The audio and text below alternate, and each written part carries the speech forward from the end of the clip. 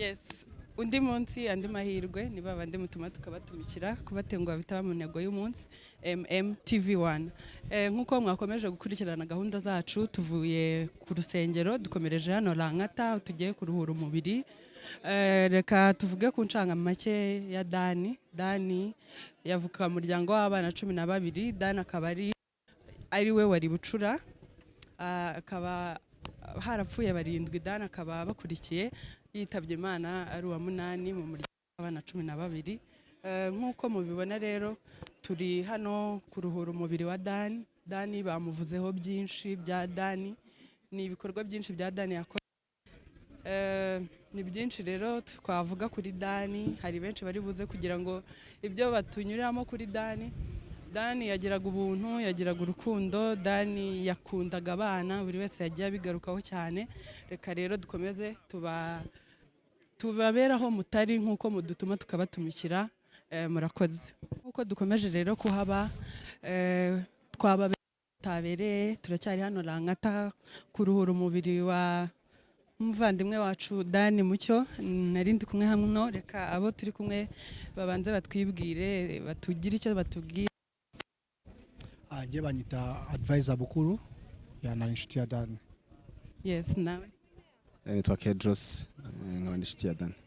Yes, turi hano rero ku munsi mukuru wa Dani. Twakwita ubukwe bwa Dani. Ni iki wavuga kuri uyu munsi? How are you feeling? Umeze gute? Icyo navuga kuri uyu munsi wa Dani, yari umushuti wanjye wavuga ngo kuva kera.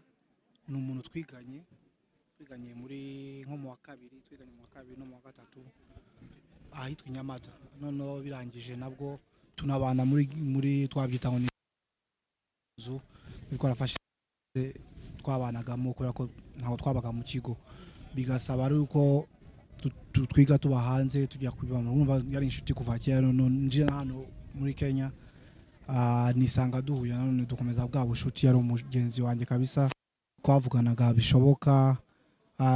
Icyo nibuka cyane cyavuga ngo ntago nzijya mwibagira kubera ko hari indirimbo yanjye nakoze, njye n'umuririmbyi. Hari indirimbo yanjye nakoze ya mbere niyo directings icyo gihe, wavuga ngo yitwa Bizashira. Urumva ni indirimbo nakoze kuva kera. Niwe muntu wa mbere kubera ko ari umushuti twaraganiriye, biba ngombwa ko ana directing. Urumva ko ntago nzabasha kumwagirwa, biratunganye, birababaje kubera ko si ibintu ntatekereza. Njye ntabwo namenye ko yarwaye. Njye nagiye kumva gusa uwo munsi kwa kane mvuye ahantu muri service, nibwo nageze bambwira ngo Dani, ngo bambwiye ngo brother wa Safi, mitamenya ko ari Dani. Nibwo nagiye kuhasanga rega nibyo.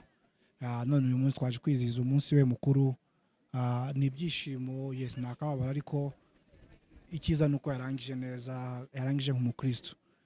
Kandi kwa twizera ko igihe n'igihe tuzamusanga tukamubona. Yego, nibyo nkuko benshi bari kubivuga. Ni umunsi mwiza twakishimiye, yarangirije mu bukristo. Turizi neza ko ari mu ijuru. Reka mugenzi wacu nawe agira icyo atubwira kuri Dani. Umunsi wa Dani wakiriye ute? Ni iki wibukira kuri Dani? Ni iki wabwira inshuti n'abavandimwe ba Dani? Ni umunsi nkuko mugenzi wanjye bivuze, ni akababaro kavanze n'ibyishimo.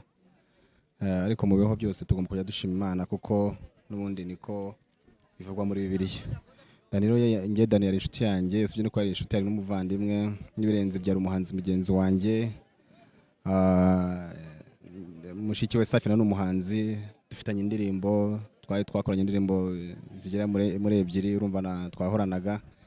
In fact, no mbere yuko ajya Kenyatta namusuye hari kuwa 4, ari buze kujya ku Kenyatta kuwa 5. So uwo munsi twaririrwanye. Akenshi ikintu kinshokinga cyane n'ukuntu arimo ambwira ukuntu iyo ndirimbo yo tuze kuza kuyikora Mombasa, tukayishutinga, hanyuma tukayishyira hanze. Aravuga ati ariko reka tumuhe iminsi mike, the next week afite hope ko azaba yakize.